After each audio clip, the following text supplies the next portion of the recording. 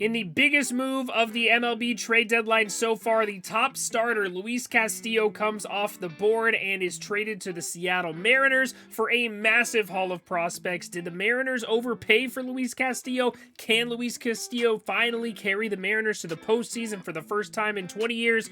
We'll go over it all in just a second right after this. What is up, YouTube? It is your boy NMR Sports here, coming back at you with another MLB video, and today we're going over the Luis Castillo trade. He is now a Seattle Mariner. Before we get into today's video, don't forget to leave a like, help it reach more baseball fans, and comment down below, does this move the needle enough to get the Mariners to the postseason this year? In my opinion, it does. I already had them as a postseason team, but I think this makes them an absolute lock for the postseason. And also, don't forget to subscribe for more daily MLB content, and sign up at Thrive Fantasy at the link in my description. Go ahead and bet on some player props and enter their daily fantasy contests. If you use promo code NMR, a $10 deposit will get you up to $60 worth of free bets, so go ahead and check them out at the link in the description. Without further ado, let's get into the video. Start talking about this Luis Castillo trade. Alright, so Jeff Passan, as he so often does, dropped a nuke on Twitter where he says the Seattle Mariners are finalizing a deal to acquire right-hander Luis Castillo from the Cincinnati Reds. Sources tell ESPN.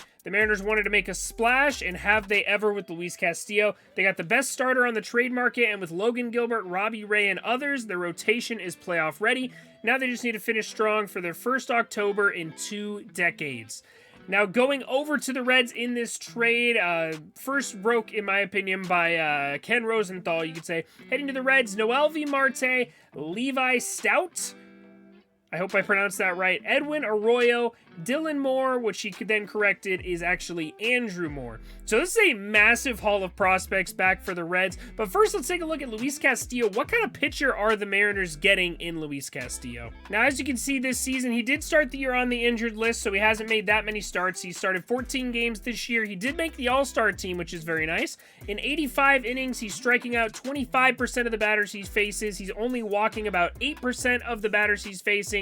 47% ground ball rate is pretty good as well. 2.86 ERA, 3.20 FIP, and a 2.1 wins above replacement pitcher. So overall, he has been a fantastic pitcher this year, and it pretty much his entire career. He had a little shaky start to the season last year, but had a good second half. So Luis Castillo, absolute stud. You can see here on his Baseball Savant page, he's pretty much above average in every single way of measuring stats in underlying metrics as far as his pitching goes. He doesn't allow hard hit baseballs too often. He doesn't allow a lot of barrels. He strikes out a lot of batters. He doesn't walk a ton. He's about average in walk rate.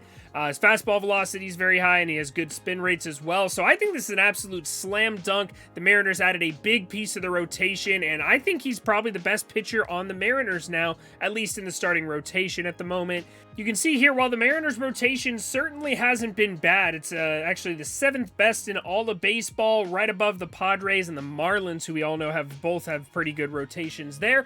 So the Mariners, 3.63 ERA on the season. I'm kind of blocking it here, but their FIP on the year is 4.25. So overall, their ERA has been a little bit better than their fielding independent pitching states that it should be. And I think Luis Castillo is going to lower that even more. And honestly, this makes them one of the better rotations going into the postseason, as mentioned in that Jeff Passan tweet. Robbie Ray is a fantastic strikeout artist pitcher.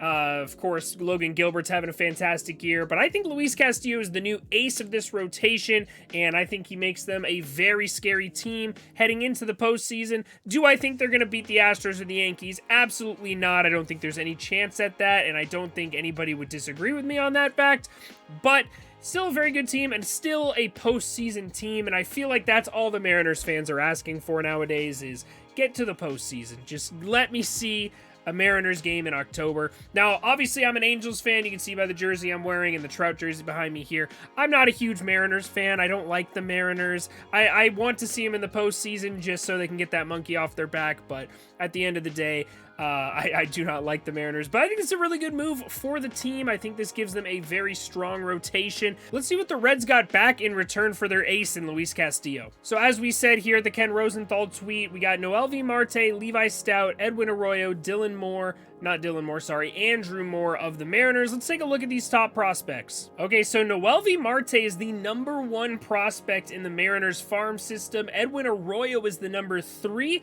and Levi Stout is the #5. Now, Adam Moore is not ranked in the top 30 of their prospects, but both Noelvi Marte and Edwin Arroyo are in the top 100. Edwin Arroyo just squeaking in there. Noelvi Marte, top 20 prospect in all of baseball. So is this an overpay?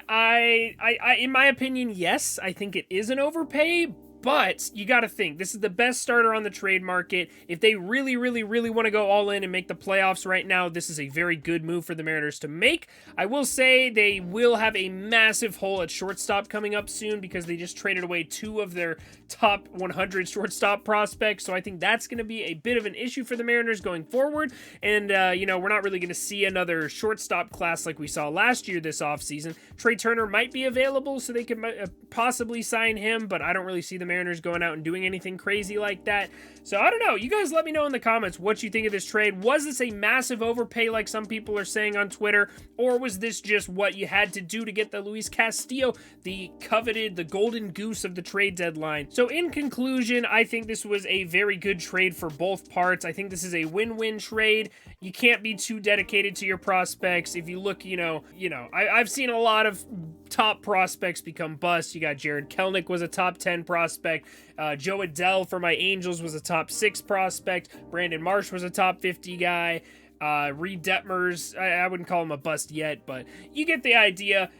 None of these guys are guaranteed to be major league studs, and Luis Castillo is a major league stud. Hopefully the Mariners can extend him as well. They'll get first chance at that. So let me know down in the comments what you think of this trade. Don't forget to leave a like so it can reach more baseball fans, and subscribe for more daily MLB content. Check out Thrive Fantasy at the link in my description. Get some free money to bet with. Use promo code NMR. Get some of that free cash. I will see you guys in the next one. I hope you have a great rest of your day.